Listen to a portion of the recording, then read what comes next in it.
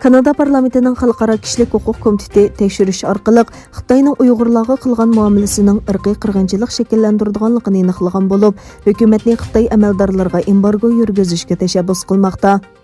Kanada Avam palatasi Xalqaro kishilik huquq tarmoq komitetining sobiq va hozirgi parlament a'zolari taratqularning o'zlarining Xitoy haqidagi tekshirish va harakatga o'tish chaqiriqlariga bo'lgan tonishini o'stirish uchun payshanba kuni axborot e'lon qilish yig'ini o'tkazdi.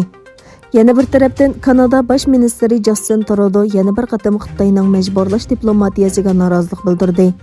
Trudeau 11 noyabr chorshanba kuni Xitoyning Huawei amaldori Meng Wanzhou delosida Kanadaga bisim qilganligini, lekin Kanadaning Xitoyning majburlash diplomatiyasiga bosh egmaydiganligini aytdi.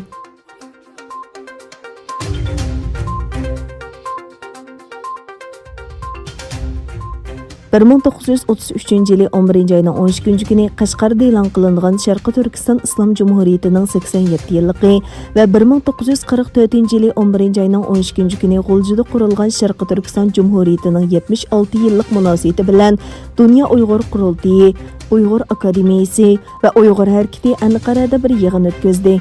Yig'inda 1933 yılı 11 ayının 12 günü ve 1944 yılı 11 ayının 12 günü qurilgan Sharqi Turkiston Cumhuriyetlarining qurilish musofasi, yemirilishining sababi ve 1949 yılı Kommunist Xitoyning Sharqi Turkistonni ishg'ol qilishi haqida bir bayonot e'lon qildi.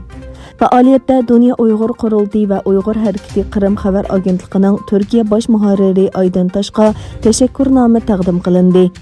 Mazkur agentlikning Uyg'urlar va Sharqi Turkiston haqidagi xabarlari uchun rahmat etdi. Yana bir tarafdan Uyg'ur harakatining raisi Roshan Abbas, Dunyo Uyg'ur qurultiyining muavin raisi Erkin Akram va Abdullakim Idris vakillar o'miki sifatida Turkiya Kelajak partiyasining ommaviy munosabatlar mas'uli Selçuk Ozdağ va tashqi munosabatlar direktori Umid Yordamni ziyorat qildi. Vakillar o'miki Xitoyning Sharqi Turkistonda sodir qilgan kishilik huquq dafsandichiligini ifodalash bilan bir vaqtda Yevropadagi Yahudi va Xristian jamoatlarining Uyg'ur masalasiga ko'ngil bo'layotganligini, lekin Turk islom dunyosining bu vaqtda sukut qilganligini o'ttirib qo'ydi. Shundaqla Turk islom dunyosidan kutadigan umidlarini bildirdi.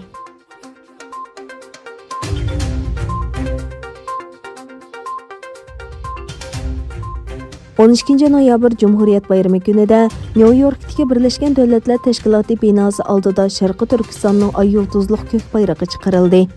2020 yılı 12 noyabr günü 20. asr Uyg'ur tarixida qurilgan ikki qatimliq Sharqi Turkiston Cumhuriyetining 87 yillik ve 76 yillik xotir kunidir.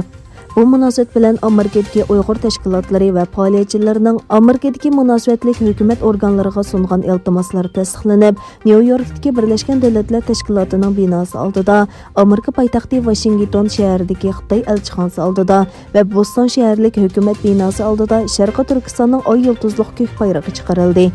12 noyabr kuni Amerikadan boshqa yana Kanada, Avstraliya, Germaniya, Turkiya, Yaponiya, Shvetsiya, Norvegiya, Gollandiya qatorliq davlatlardagi Uyg'urlarmi har xil faoliyatlarni o'tkazib Cumhuriyet bayramini xotirladi.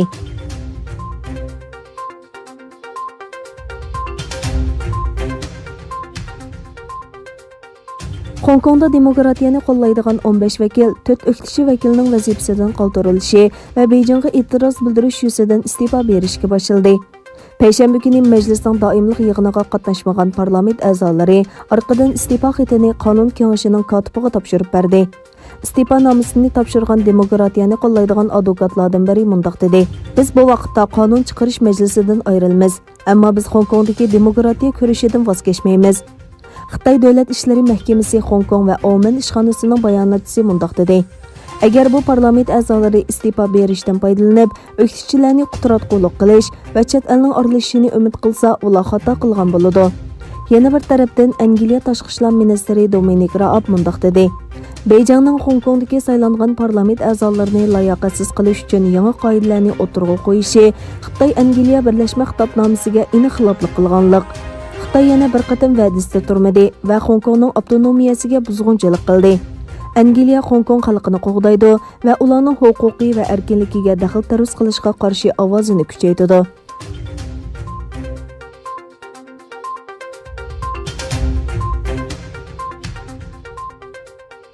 59-cı navbatlik Amerika prezident saylamida halqılıq ştatlardan biri bo'lgan Arizonada Demokratlar partiyasining nomzodi Joe Biden azroq ustunlik bilan g'alaba qildi.